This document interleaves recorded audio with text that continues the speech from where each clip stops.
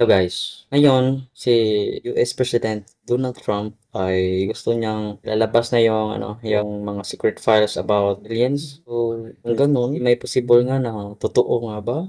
O di kay gusto lang nilang lalabas ang mga creative stories upang mapagtakpan nilang mga bagay na dapat nilang ago or mapagtakpan ay ilihis nila sa ibang mga bagay, issues. Pero ito, nung una daw sabi nila, nung unang mga presidentes na hindi pa si Donald Trump's or before Donald Trump's, ayaw ng US presidents na ilabas yung mga secret files tungkol sa mga aliens dahil ang rason ayaw na matapos ang mga tao, ang publiko. Pero ngayon si Donald Trump ay gusto na niyang ilabas ang secret files about sa mga aliens. Totoo nga ba na Nag-i-exist ang ang alien?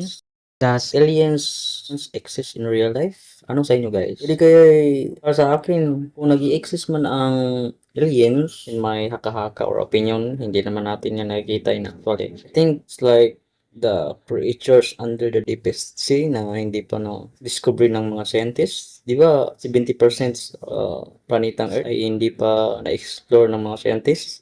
Especially sa pinakailalimang dagat, like Ocean Pacific, di ba? Ibig sabihin yung mga aliens na nasa secret files ng gobyerno, ibig sabihin tulad lang din yan ng mga creatures. Alala nyo ba ang Bermuda Triangles issues na kahit sinong tao kahit pinakamalakas, pinaka-advanced na teknolohiya na dumaraan dito ay mawawala, di ba? Mga misteryosong bagay, di ba, no? Di kaya after ng Epstein's files issues, ay naglabas sila agad ng balita, social media, mga iba pang mga television news companies, at iba pang mga vloggers, nilabas nila kaagad ang tungkol sa aliens secret files upang mapagtakpan ang mga gusto nilang mapagtakpang issue like mga politika, mga kurakot, mga bagay na ikinagagalit ng mga taong bayan. O di kaya totoo nga ba na pure yung intent nila na maglabas talaga ng totoong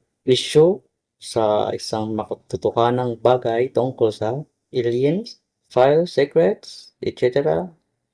Ano sa inyo guys? Pero mas mabuti nga yung tayo mismo mga taong bayan.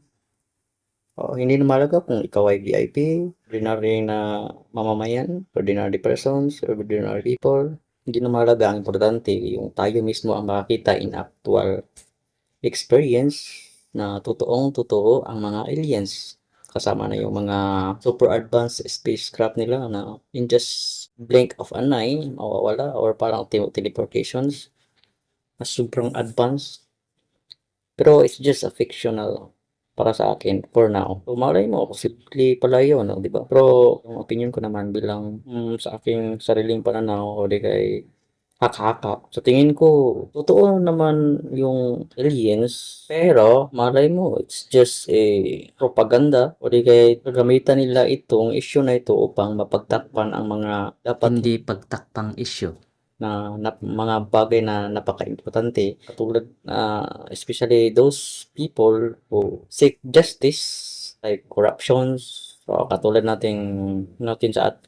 ating bansa na mga tao ay galit sa mga corruption like flood controls. So ngayon ililihis naman nila sa ibang mga bagay upang i-hide yung mga nagawa nila sa taong bayan, which is pangkukurap or pangbubulag, panggagago, stupidity, hypocrisy, etc.